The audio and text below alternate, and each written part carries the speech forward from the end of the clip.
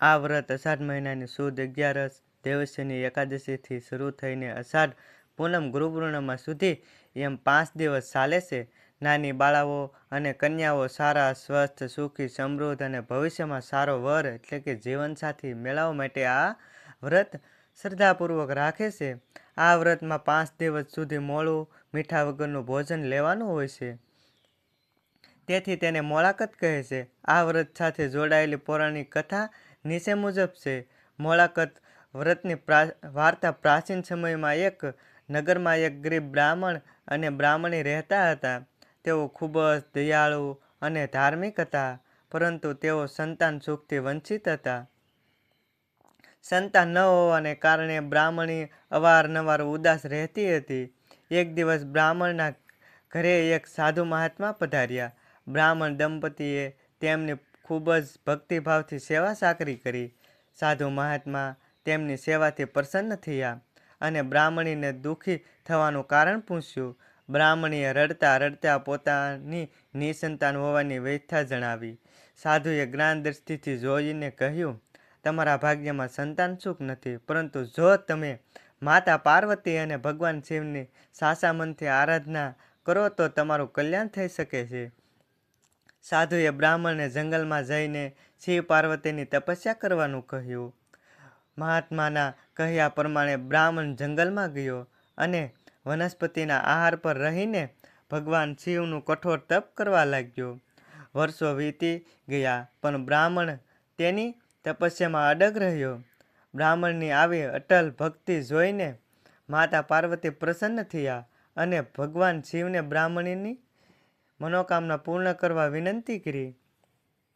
ભગવાન શિવ અને માતા પાર્વતીએ બ્રાહ્મણને દર્શન આપ્યા અને વરદાન માગવા કહ્યું. બ્રાહ્મણે નમ્રતાપૂર્વક એક ગુણવાન સંતાનની માગણી કરી. ભગવાન શિવે કહ્યું, તારા નસીબમાં સંતાન નથી, પણ તારી ભક્તિથી પ્રસન્ન થઈને હું તને પુત્રીનું વરદાન આપું છું. પરંતુ તે દીકરીનું આયુષ્ય માત્ર 12 વર્ષનું જ હશે. બ્રાહ્મણ તો રાજી થઈને ઘરે પાછો ફર્યો. સમય જતાં બ્રાહ્મણીને એક સુંદર દીકરીને જન્મ આપ્યો, જેનું નામ ગૌરી રાખવામાં આવ્યું. ગૌરી નાનપણથી જ ખૂબ સંસ્કારી અને ધાર્મિક પ્રવૃત્તિની હતી. જ્યારે ગૌરી 11 વર્ષની થઈ ત્યારે બ્રાહ્મણીને શિવજીનું વચન યાદ આવ્યું અને તેઓ ચિંતામાં ડૂબી ગયા કે આવતા વર્ષે તેમની દીકરીનું મૃત્યુ થઈ જશે. માતા પિતાને ચિંતિત જોઈને ગૌરીએ કારણ પૂછ્યું. બ્રાહ્મણે બધી વાત સાચે કહી દીધી. ગૌરી જરાય ડરી નહીં. તેણે કહ્યું, પિતાજી, જે ભગવાન શિવે મને જન્મ આપ્યો છે તે જ મારું રક્ષણ કરશે.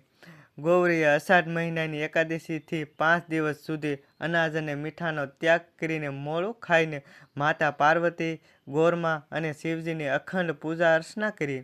5મા દિવસે પૂનમના રોજ જ્યારે ગૌરી પૂજા કરી રહી હતી ત્યારે સ્વયં માતા પાર્વતી પ્રગટ થયા.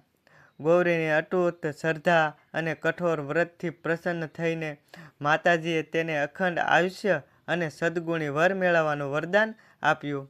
આમ ગૌરીના વ્રતના પ્રભાવથી તેનું અકાળ મૃત્યુ ટળી ગયો અને તેનું જીવન સુખમય બની ગયું. વ્રતનો મહિમા અને વિધિ આ વ્રતમાં કન્યાઓ માટીના પાત્રમાં જવારા વાવે છે અને 5 દિવસ સુધી રોજ સવારે તેમાં પાણી રેસીને પૂજા કરે છે. 5 દિવસ સુધી માત્ર એક જ વાર મોળું મીઠા વગરનું ભોજન જેમ કે દૂધ, પૌવા, મોળી પૂરી કે ફળ આહારમાં લેવાય છે. છેલ્લા દિવસે એટલે કે અષાઢ પૂનમે જાગરણ કરવાનું મહાત્મ્ય છે અને બીજા દિવસે જવારાને નદી કે તળાવમાં પધરાવવામાં આવે છે.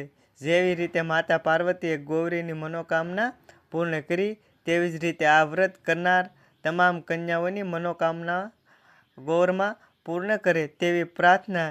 જય ગૌરી માતા, જય ગોરમા.